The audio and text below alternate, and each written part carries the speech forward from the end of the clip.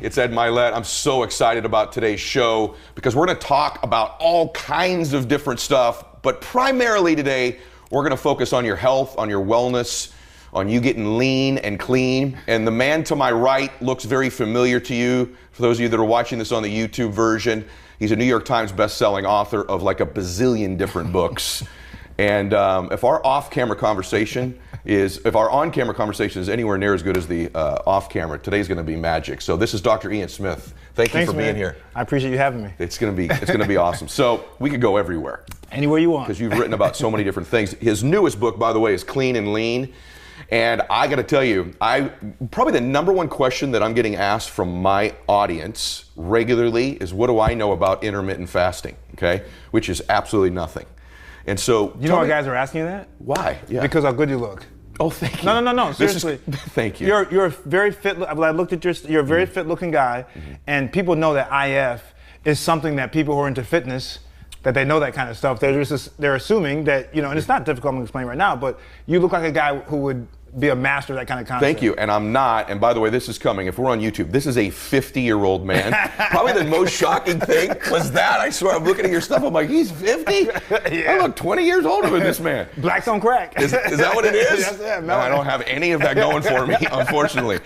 So I'm assuming some of it, though, is because you're such a fascinating man from where you grew up to your education, and we're going to go there in a little bit. But if I don't get to intermittent fasting first, people are going to be really frustrated with me. So tell me a little bit about it. There's really two types also from what I was reading, right? Yeah. What can you tell us about it? Let's say what intermittent fasting is. Okay. It's not starvation.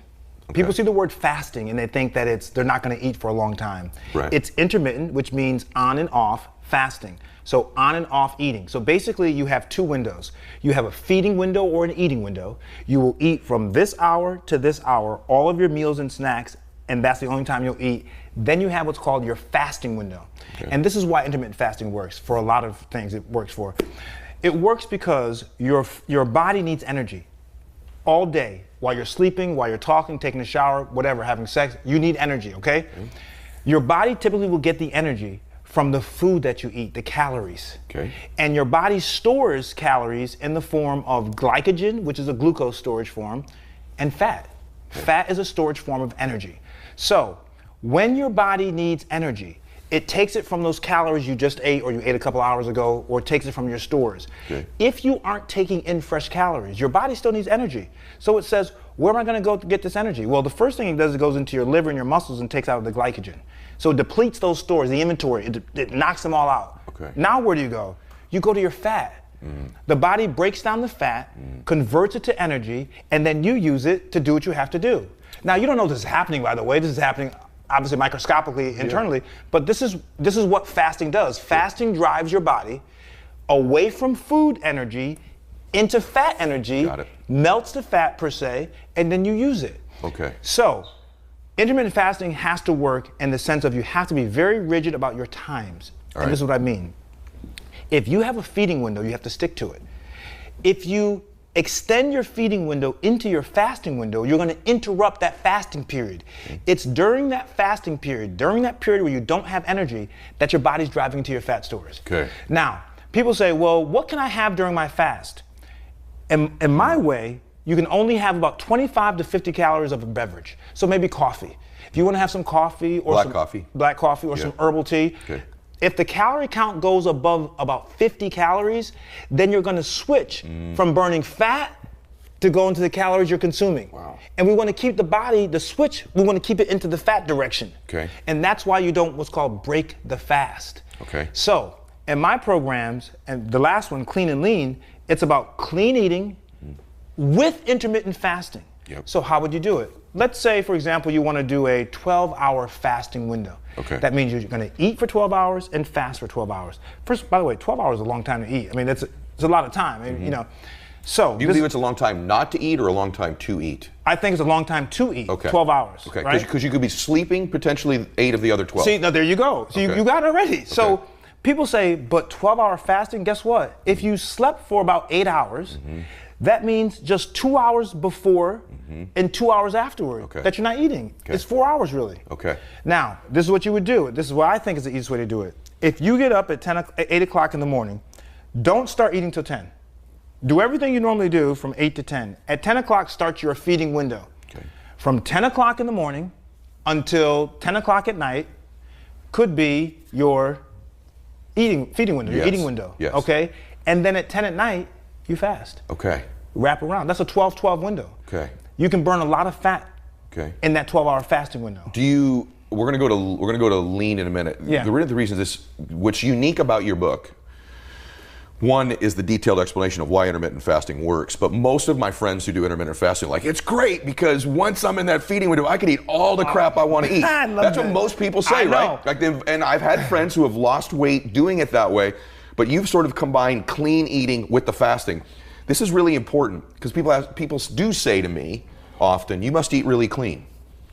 And I usually respond, yeah, but I'm not really sure that I know what the clean part of that means. So what is, and I want to stay on the fasting, but I also just curious about this, like what by definition is clean eating for you? Yes, clean eating means reducing the amount of processed foods or ingredients that you're consuming. It doesn't necessarily mean total elimination. Okay. It's difficult to not eat anything processed for a long period of time, right? Yeah. You can go a couple days, but it's almost very difficult. But processed ingredients, things that have been processed by manufacturers that started like this, and they add synthetic chemicals, preservatives, all these additives into the food, and you see this on the shelf. Mm-hmm. This process here, this thing here is called processing the food. And then you see the finished product. Things like, chips or, Pop-Tarts.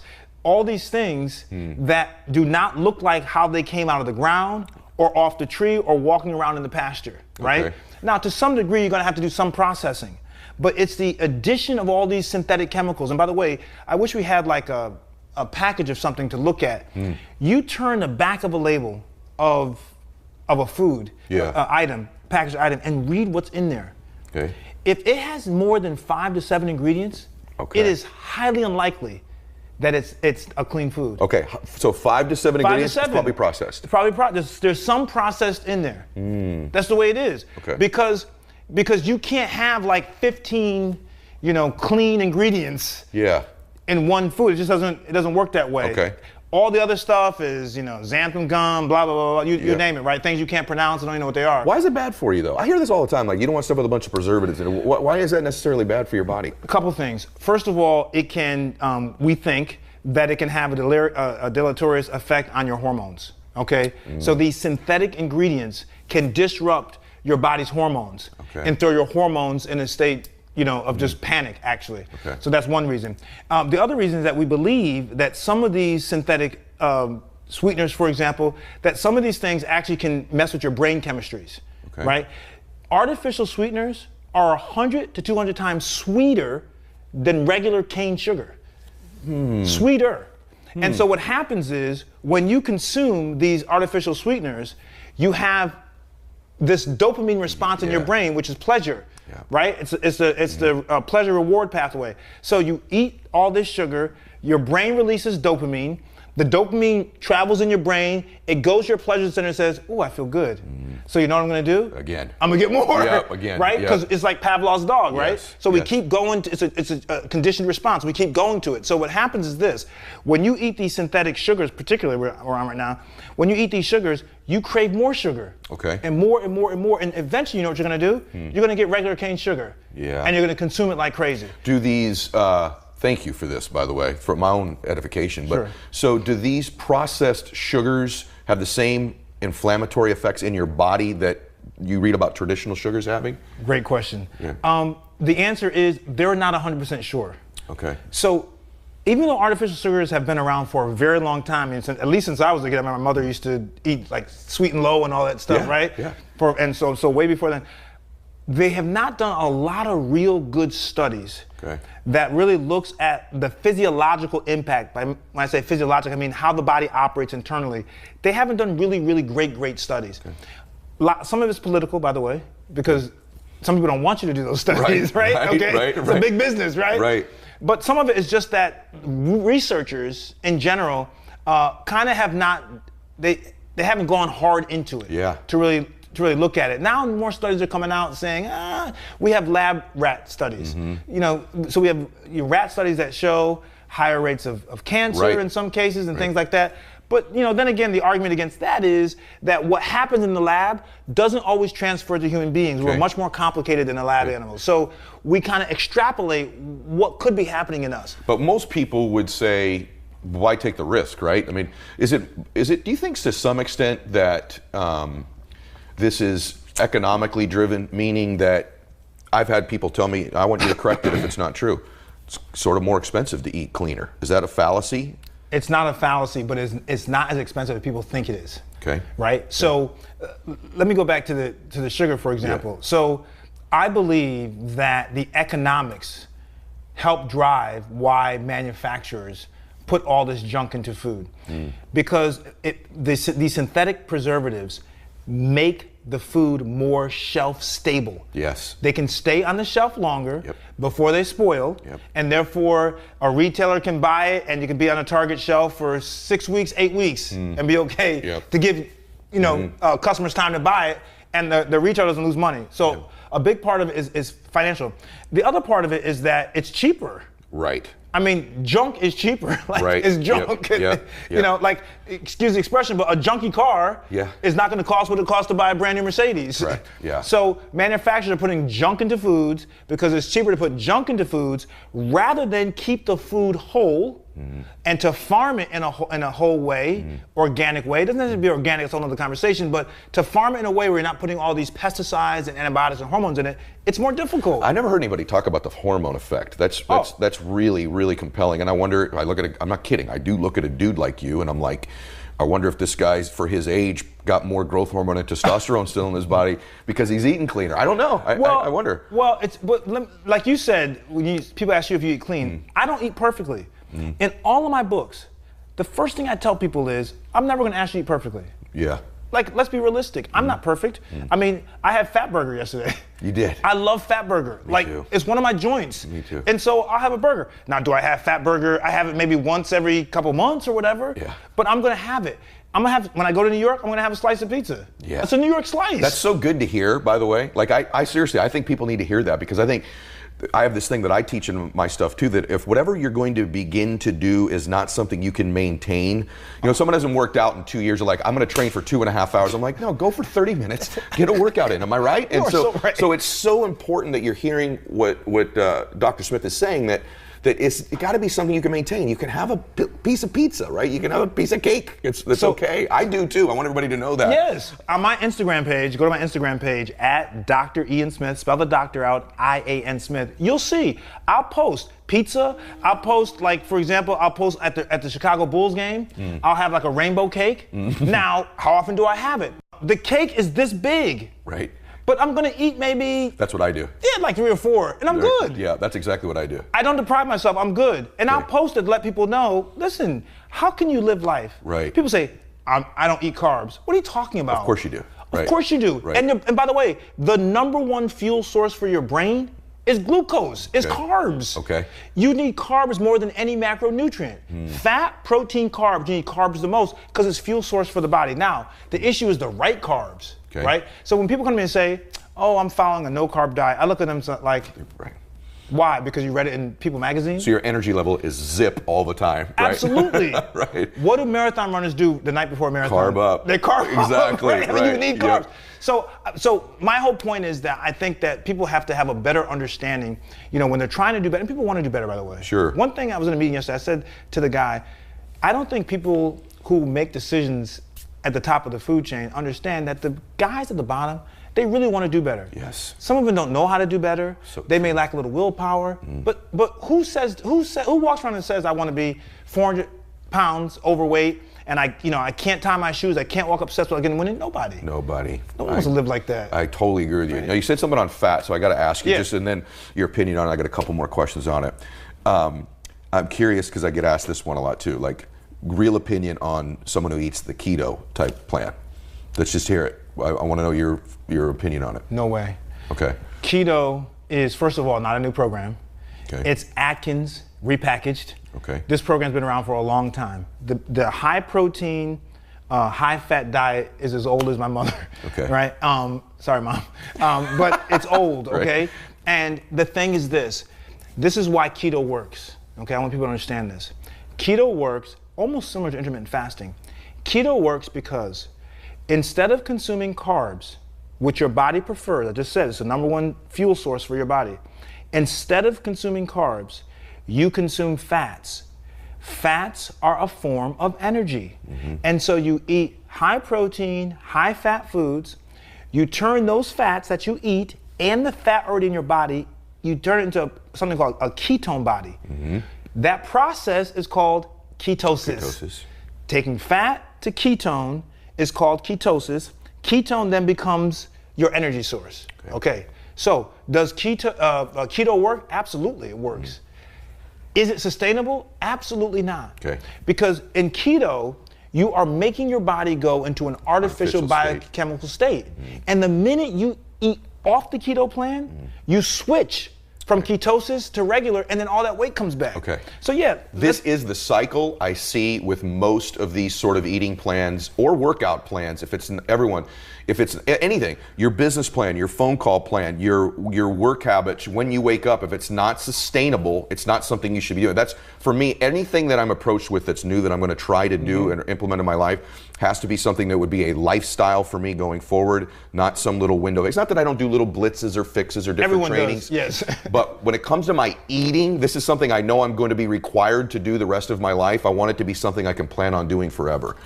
It's the 70-30 rule. If 70% of the time you can make good decisions, right? This is life in general. If 70% of the time, and 30% of the time, you know, it may not be the best decision. I mean, you don't want to be suicidal about a decision, right? But if 70% of the time you can make a decision that makes sense, that's well thought out, that's thorough, you're sitting down, you're at a restaurant, you sit there and you say, well, it's not the greatest restaurants, but they do have a salad, but I want some fries. Okay. Have a salad and some fries.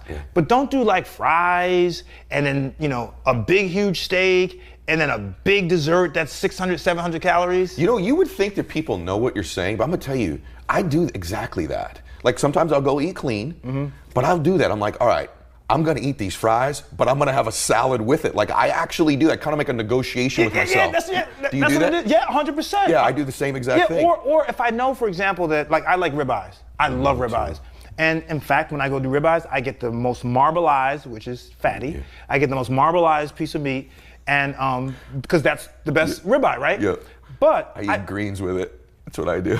Right, but I make sure I have good vegetables. Yes, me steamed too. vegetables with it. That's right? exactly what I do. You know, I don't do a ribeye and fries. That's crazy. Me too. People think I'm nuts. They're like, so you're eating this whole ribeye, but you won't get some mashed potatoes? I'm like, nope, I'm eating greens with it. I do the same thing. So prove this works, by the way. Do you still run, your Facebook group's still very prominent, right? Oh, yes. So everyone, I just want you to hear this because I like data. Y'all know I'm a little bit nuts about this stuff, but like this isn't really up for debate. This isn't theory any longer. This is statistically, mathematically been proven. So you have a Facebook group. I want them to be able to get in it and then tell them what's sort of like the average weight loss or transformation that's happening that you see in the first little window of time. Yeah. So and let me give you some context. People say, what is good weight loss? Let's discuss that first, okay, if we can. Good weight loss, if you could lose on average 1 to 2 pounds a week, that is, any real nutritionist would be like, oh my goodness, that is wonderful. The problem is people are so habituated into thinking that you need to lose all this weight in a month. Geez, it took you 3 years to put on 30 pounds. You want to lose it in 30 days. That's unrealistic. And it's dangerous, by the way, for most people because the way they do it, not that losing weight so fast is necessarily dangerous, but it's how you do it. Okay. Lemonade diets, cayenne pepper, apple cider vinegar, you know, no. So 1 to 2 pounds a day, a week is a great weight loss. Now, in my program, I'll admit it's rapid weight loss. So people typically lose in 30 days between 12 and 15 pounds. And by the way, I knew that, and these aren't people who are always 300 pounds. Oh, no. About a 150-pound woman, 30 days, lost like 15 pounds, right? 100%. Yeah. And let me tell you why they're doing it. They're doing it because they are making lifestyle changes. And they're not starving themselves. They're just eating food that don't have all those processed ingredients. Okay. They're not drinking as much soda. Yes. I mean, it's not neuroscience. Soda is if there's one thing I could eliminate from diets, is soda. Even diet soda. diet soda. It's all junk. Okay. You're stuffing all this junk into the best machine ever built is our body. Yeah. And you're just killing it, right? Okay. And so people lose all that weight, and I also get them moving. And like you said, I don't say go work out for 2 hours. Right. Take 30 minutes, and guess what? Break 30 minutes up. Do 15 in the morning, 15 at night. Because the minutes count, not how much you're in the gym. It counts that you're doing the exercise, the exertion of energy. Okay. People say, I worked out for an hour today. Oh, you know. You spent 25 minutes on the phone or talking to other people in the gym. Yeah, right, You didn't work exactly. for an hour. I see this all the time. You see it all the time, Yeah, right? yep. I see guys in between sets. I'm like, and you know, I'm very focused in the gym because first of all, I like to be efficient. Me too. I like to do my work and get out. I don't need it for social hour, right? either. I'm not picking up girls or anything like that. Like I'm in the gym to work out. So you'll see guys in between sets. They're like taking 10 minutes between sets. I know. What are these guys doing? I don't understand that. And by the way, that guy looks exactly the same the next year when I see him at the gym. There's been no change in their body at all. Like, dude, you come in here, you might as well hit it hard and get out of here. The idea is to change your body. You know what I'm saying? It's the same thing. I was training a guy once, and I said to the guy, so this guy and I have been working, this older guy, we've been working for like 6 months. And I was, working with the gym. And there's another guy who we saw every single day that we went. So and we didn't go every day, so he probably was there. Yes. And I said to the guy I was training, I said, look at this guy. He's doing it all wrong. And even my client said, wow, he looks the same as he looked for over a year. Right, Yeah, right. he doesn't change. Yeah, and by the way, you become unconscious, guys, in what you're doing. Like even as you're listening to this, maybe your workout needs some evolution and some mix up. Maybe the way you're eating does need to change. Okay, 2 more questions on this, then I got to ask you stuff that I'm like dying to ask you. So, is there an exception to this? Meaning, a lot of people that follow me are some of them are bodybuilders. Yep. Some of them are, though, really intense about their training, really intense about their lifting, right? And so I'm wondering if you look excited to answer this question. Well, because you're asking all the questions that are really good questions, and I get these questions, like you're asking the right questions, but go ahead, let you finish the question. So is there an exception for someone who's a heavy trainer physically, let's just say with weights? 100% there is. Okay. And this is why, by the way. Okay. If you are a person who lifts a lot of free weights, resistance training, and you're trying to build muscle, hypertrophy, make your muscle larger versus lean muscle, okay? If you're trying to build bulk muscle, then you need a lot of protein and you need a lot of calories. Okay. You need to. Because what people don't realize is this, and this is why I tell women to lift weights also, by the way, not to build big muscles, but muscles are the most metabolically active tissue in the body. By that I mean this. Muscles need to be fed, right? Yes. And they're like a growing child. The bigger your kid gets, the more they eat, That's what muscle is. The bigger your muscle is, the more you need to feed it. That means all the calories you're eating goes into your muscle. Okay. Why do men lose weight faster than women?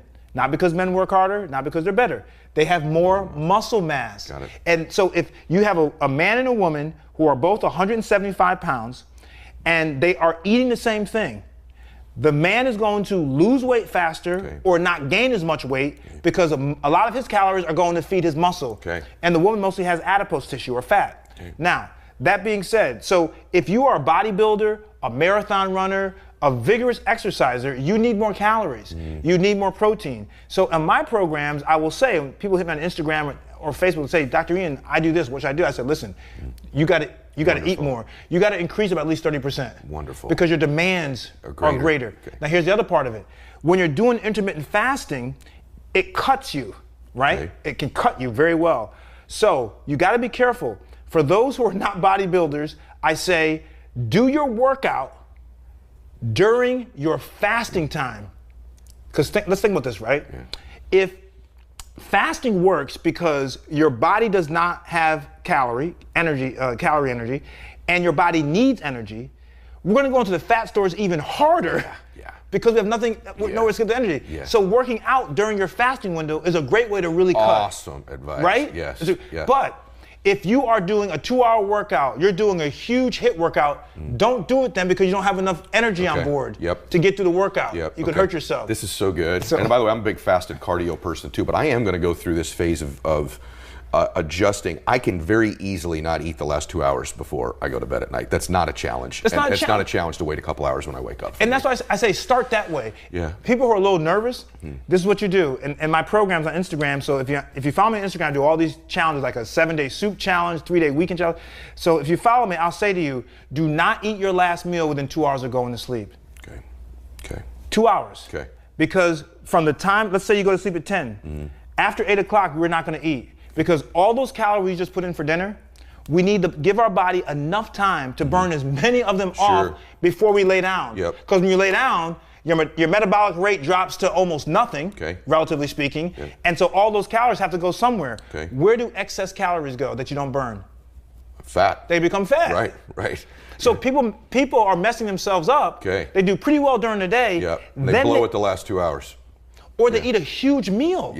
You know, you eat like a 1,500 calorie dinner. And then you're asleep an hour and a half. You got 1,500 calories. Plus, you're also digesting that food, right? Absolutely. While you're sleeping. So your body's, what am I going to do with this stuff? Because Newton said, energy can neither be created nor destroyed. Very good. It's got to go somewhere. So your body says, okay, we got it. We turn to fat. This is so good. All right, real quick, last thing on that. Water, which you're about to drink. Perfect. Like, I don't know how you know I was going to do that. How important is drinking water in one's nutrition? I find, like, a lot of people say, hey, I lost 7 pounds the first week on whatever. I'm like, you dehydrated yourself. You lost 5 pounds or 6 pounds of water, right? And 1 pound of fat. So how important, I just want to make sure that people know they need to be hydrated and how you feel about that. So here's a quick story. When I was in med school, I asked our kidney professor, physiology. So this guy was an expert. He wrote the book, Heinz Velten. He wrote the book on how the kidney works. And I said to him, Dr. Velten, how many glasses of water are you really supposed to drink? He says, Smith, I'm going to tell you something. He said, the number 8 glasses was made up. I was like, what? He's like, yes, that number was made up. We didn't know that was really 8. Someone just said you should drink 8 glasses of water a day. Really? Okay. Then they backed into the number. And what they realized is the amount of water you should drink is the amount to replace your water loss during the day. Okay. The average person probably loses, average, not someone who's training a lot, the average person probably loses between 6 to 8 glasses worth, cups worth, 8 ounces per cup of water a day. So you got to replace that. Your body is 70% water, at least. And what people don't realize is just because you're not sweating doesn't mean you're not losing water. You lose water when you're breathing. It comes to your skin. You don't realize it. You obviously eliminate it. You know, you urinate it. So you're losing water all day long, by the way. And so people are dehydrated and don't realize it. So I say the average person probably needs between 6 and 8, 6 and 9 cups of water a day. The more active you are, the more water you need. And by the way, here's a trick to lose weight with water. On all my programs, I say before eating a meal, you have to drink 8 ounces of water before you take the first bite. Why is that? More full. That's right. Oh, that's brilliant. Your stomach works on expansion. So your stomach is like this, collapsed when there's nothing in it. And inside the wall of your stomach are stretch receptors. And those receptors send a signal to your brain when they get really stretched. So if you start, like my fists are closed here, if you start like this and you consume some water, you're like this. You have less room now for the stomach to expand with food because you've taken some up with water. Very good. So a quick tip is before every meal, right? Drink 1 cup of water. I love this. All right. By the way, I've done a lot of shows.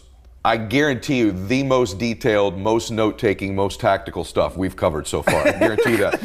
So now we get to indulge me because I'm just fascinated by this. I'm not as educated a man as you are. Stop. So there's Harvard and Dartmouth on this man's resume. And he has a book. So he's written so many bestsellers, but I think The Ancient Nine is the most unique one. So guys, I just feel like this is such a peek into a world that I never got access to, that probably the vast majority of people have not. But can you tell us about, it's a novel, by the way. And I love this. So tell us a little bit about The Ancient Nine. This is almost like learning about, I guess I would call it almost like a secret society to some extent. It is. And you encountered at Harvard. So tell us about The Ancient Nine, the book, and then what all that world is about, if you could. This is going to be, guys, this is something you've never heard before, most of you. Real fast. So I went to Harvard undergrad. I'm a kid from the other side of the tracks. I didn't grow up with wealth. We didn't have any money. I was in a legacy, which means I didn't have people who had gone to Harvard. You know, I came from a working class family. So, but I was a very smart kid, and I worked very hard. You know, kids who keep their head on straight, who are poor, they're hungry. You know, I was a poor kid. I was hungry to do better. And I knew as a kid the best way to get ahead was to do well in school. That was my out. You know, your parents emphasize that? Oh, absolutely. Okay. So I always say we were not rich in materials, we were rich in love and education. Because my mother, I didn't have a dad, just my mother. My mother would say, you got to do well in school, and I was a great sportsman too, so I did both. Played sports and I did well in school, and I was very competitive. Anyway, I get into Harvard, my brother and I have a twin brother, we get into Harvard. And both of you got into Harvard? Both of us got in. From a single mother? Single mother. Awesome. Working class mom. Yeah. I don't know if you can do that these days, it's so hard, but anyway. Spectacular. Well, I guess you did it. Wow. Yeah, I credit her. But so we get into Harvard. We go to the school that is just, you know, the who's who, the family names, Kennedys, you know, kings and queens and whatever. So we go to the school, and what happened was, I didn't know anything about Harvard. Like, I didn't know, like, the history of Harvard. Jeez, I was a basketball player, you know, I was from a small town in Connecticut.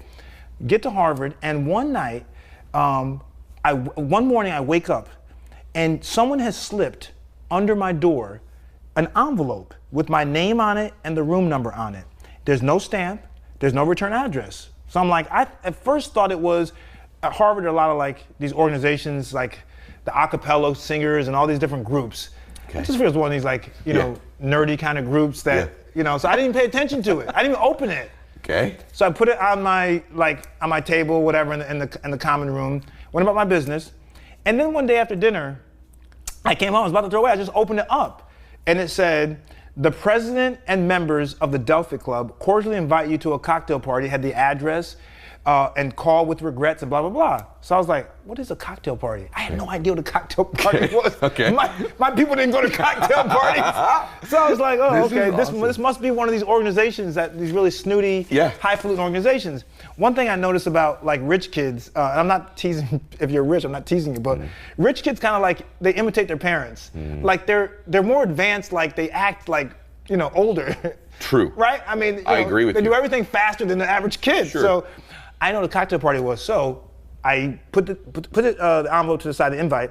I'm in basketball practice one night. We're in the locker room, and we're taking a shower. The guys are talking, and they're like talking about these clubs, and they're saying, the upperclassmen, they're saying, I was only a sophomore, but the juniors and seniors said, yeah, it's punch season. So I'm listening to these guys like, yeah, the clubs are starting to invite people to potentially join their clubs. You know nothing about this part. Nothing. Wow. Zero. Okay. And so I'm like, ooh, that sounds interesting. And then someone mentioned the name. They said Delphic. And I knew that was the name in that invite I had in my room. Okay. So I raced home on my bike, and I opened this thing up, and I had been invited to this secret society.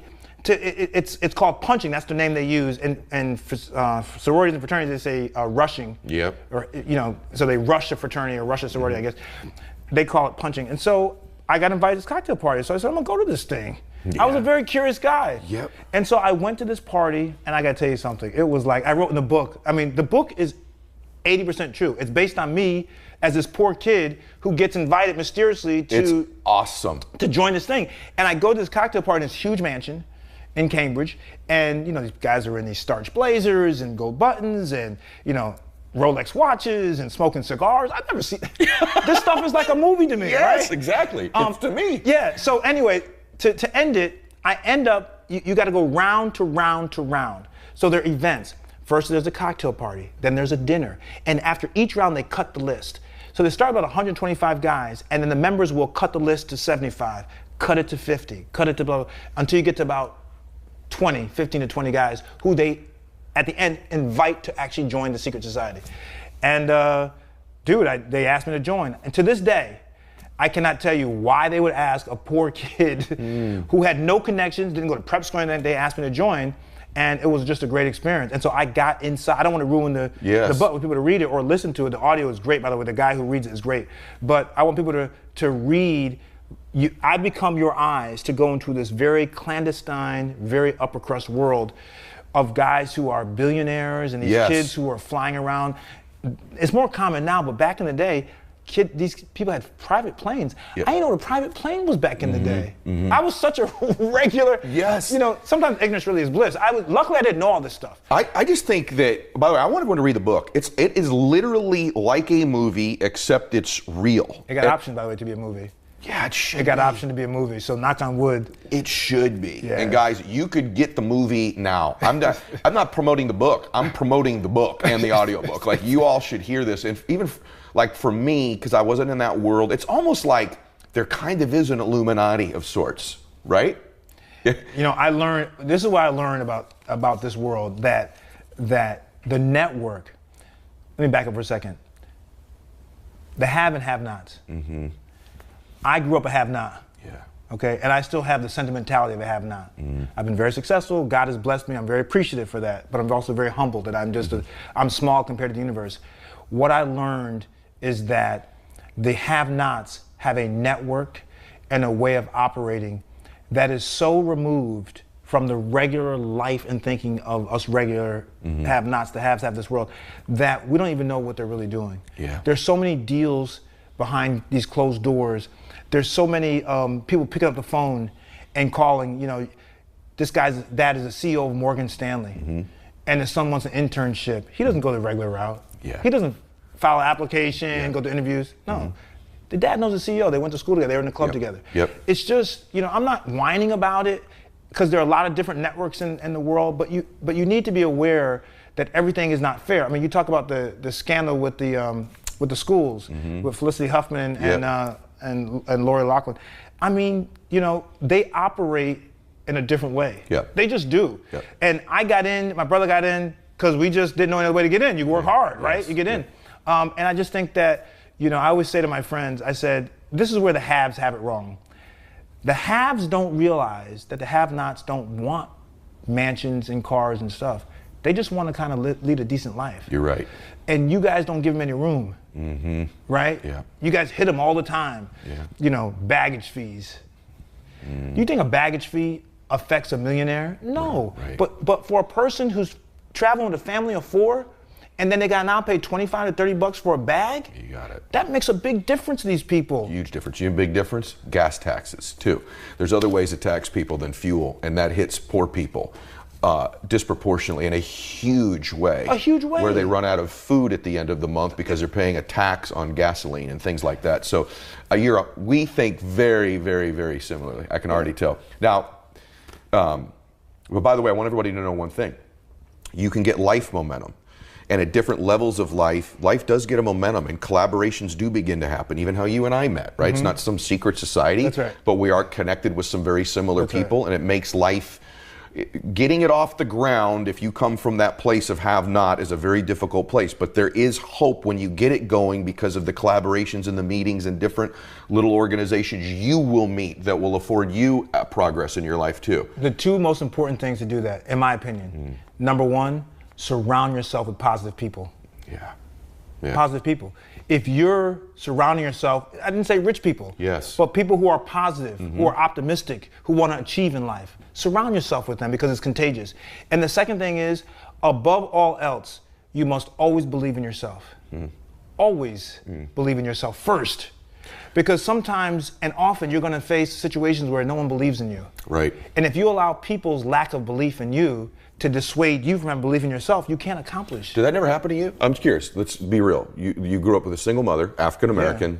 Yeah. You're now getting into this world where it is not the norm every single day. You're not seeing, if you walk into a room of 300 people, there aren't 299 that look like you that come from where you come from. No way. So speak to people that relate to that for a second. Did you ever struggle with that? Or was there something your mother did or something internally you had?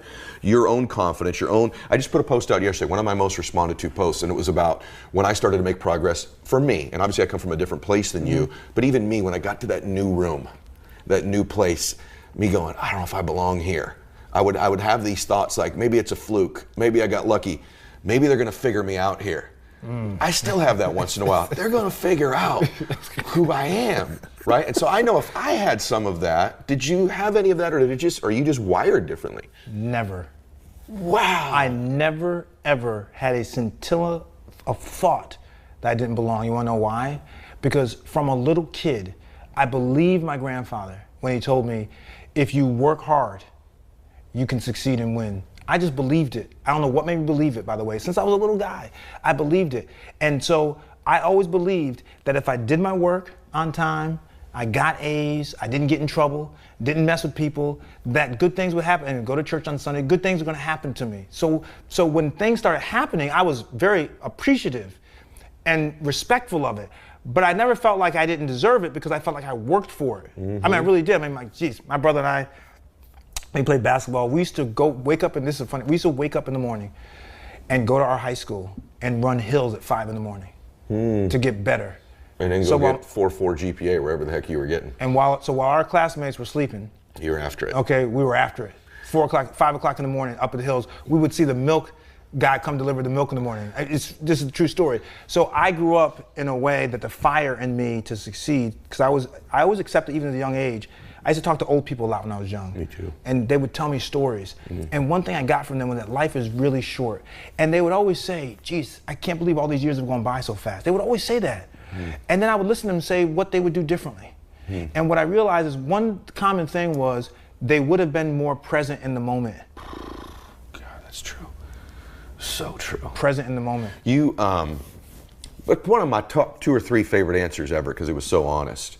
And I want to say something to you about it, because I did have that struggle where I didn't think I belonged. And my way out, this is on hundreds of tapes and audios, is verbatim what you just said that you had the whole time. I started to go, wait a minute, I'm doing things no one's willing to do right here. I'm outworking everybody.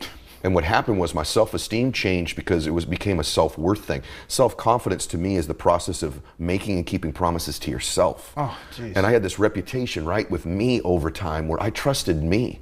And I felt more and more worthy of the rooms I was going into, because I wasn't looking at who the other people were in the room. I was looking at me, and I'm like, wait a minute, I'm doing everything that makes me belong in this room. And so you had it all along. I developed it as I got older. And I never allowed external validation to make me feel worthy, ever.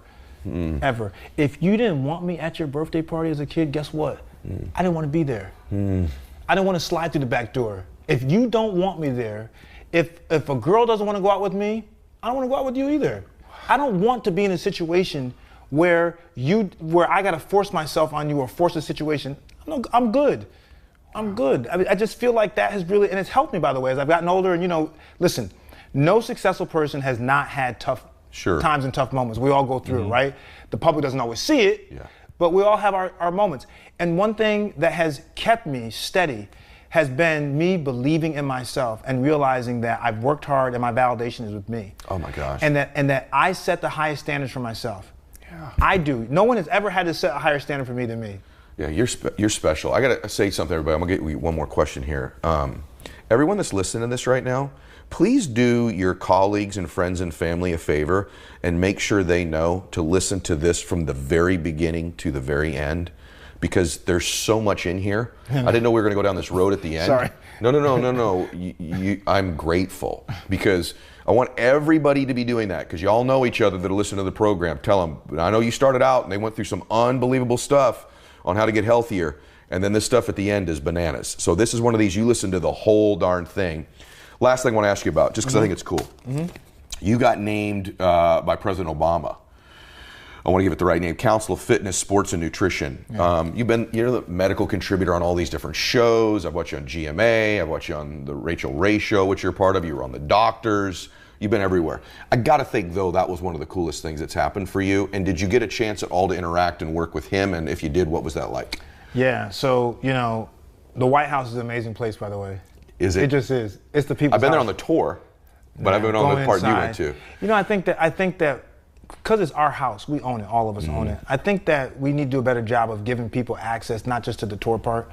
I mean, I don't know how to do it. Maybe there's a lottery system, but some way people need to see the rooms where the work happens when work's not happening, like the Oval Office, and going into the Roosevelt Room and seeing like all the presidents and their pictures and the famous. It's just unbelievable. So to go into like the West Wing, so the West Wing, to actually go into the actual West Wing is really something special. I'm sure. I love our country. I love our history, the good and bad of it, right? Because no one's perfect. We've had some bad moments in our history, but I love our country. And I told you before, I travel a lot. Yeah. And every time I go away, I was just in Japan, every time I go away and learn about other cultures and countries, it makes me love my country even more. Not that I don't like these new places, I love them too, but it makes me appreciate America more. But going into the White House and working with the president, Obama he's just an awesome dude, man. Forget politics.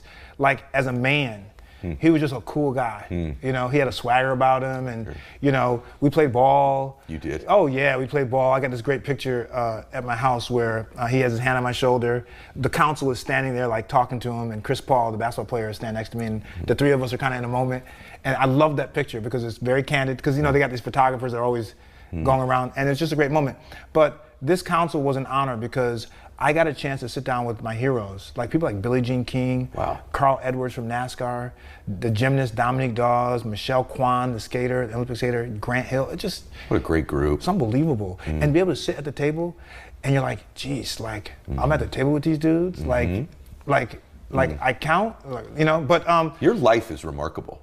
And it's just, you're so young. yeah, well, you're as young as you feel. You're in the middle of it, so you don't have context for it yet. But there's got to be a little part, it happens for me once in a while, where I'll actually say something that actually really did happen. Maybe even when it was happening, I was like, and then I say, I'm like, wow, that was, wow. Well, you know, I'm glad you said that, by the way, and we can close on this. Like, I always say that I like to work in the trenches. I like to work. I like to make progress. That's just kind of how I'm wired that way. But every once in a while, I had to teach myself that you have to look up from the trench and see the landscape. Don't take a portrait view, take a landscape view and see kind of where you were, see where you can go. And that kind of guides you in life. And so for me, personally speaking, when someone will say to me, like someone was introducing me, and I don't usually listen to my intro, I'm like, oh geez, why are they reading this bio? Like it was on and on. Yeah. But then I was like paying attention for some reason. And like the dude was like going over my stuff I've done. I was like, wow, I did all that stuff. Like I was like, honestly, I'm not being arrogant, but I was like, wow, that's pretty cool. Like, yeah. I don't think you're the least bit arrogant. No, but like I was like, wow, that's the kind of stuff I want to do. I actually did that stuff. You know what I mean? Like, yeah. You know, yeah. I worked 3 jobs when I was a young kid. Yeah. Like when I was young out of med school, I was working for Time Magazine, for NBC News, and in the hospital as an intern. I did all 3. Now, I did that because I didn't know any better. Incredible. Right? Incredible. I was a young guy. It didn't make. I didn't need to sleep back then. Yeah. I was all over New York running and changing in the car like Superman, going to the hospital, going to Time Magazine. But anyway, so I just think that I want to say to people who are listening, I just think that people really have to find themselves, right? And to think about. I just said this to my mother driving here. I said, Ma, figure out how you want to live the rest of your life. Just figure that out. Figure out what's important to you. Yeah. You know, we're so quick to do things because it's expected of us. You're right. It's expected. But no, don't do that. A lot of times in my career, I cut across the grain. I stopped doing medicine for a while. Everyone said, what? What, are you crazy? I was doing orthopedic surgery. I started doing TV. You're doing TV? All the best decisions I've made in my life are decisions that I thought through, that I didn't allow others to overly influence. Wow. And I typically cut across the grain. I went in the direction that people said, you probably shouldn't go that way. What great advice. Yeah.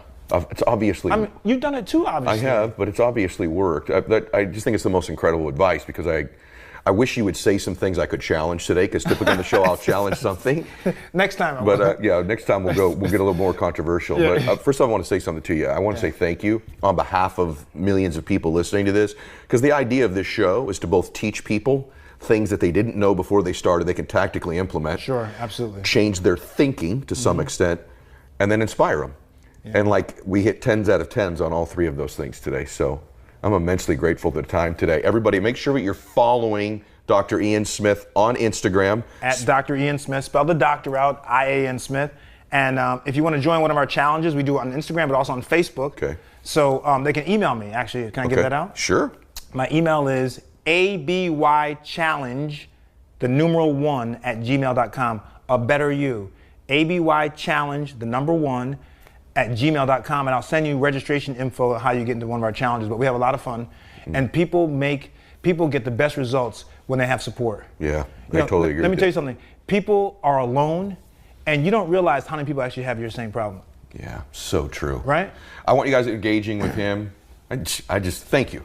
That's all I can tell you. It was great, man. Thank you. I enjoyed it so much. We got to do this again sometime. I would love to do that Okay. again. Your next book, we'll have you on. Okay, great. I would love that, which is coming out in April. Mind over weight. It's all about the mind. Okay, so then we got to have you on for that. Okay. So, all right, everybody, I know you enjoyed today's program. Reminder, every day on Instagram, the Max Out 2-Minute Drill. I want to engage with you. I want to know what's going on with you. I want to be able to have the right guests, the right content. Dr. Smith was here today directly because of the feedback I get from you guys about you wanting to learn more about intermittent fasting, and I'm so glad we went down these other roads. Max Out 2-Minute Drill means this. When I make a post every day on Instagram, which is usually 7:30 to 8 a.m. Pacific, 10:30 to 11-ish Eastern, you'll have an opportunity to make a comment on my post, and if you make that comment, or you comment on someone's comment, On that, within the first 2 to 5 minutes, we pick a winner every day. You get coaching calls with me, Ride on the Jet, my book, Max Out Gear, calls with my guests, all kinds of cool stuff. And if you miss the first 2 to 5 minutes, as long as you just comment every day on every post, there's just 5 or 6 a week. If you just do that every single day and stay engaged with me, we pick a winner from that group as well. So I'd love to connect with you more deeply. God bless you and continue to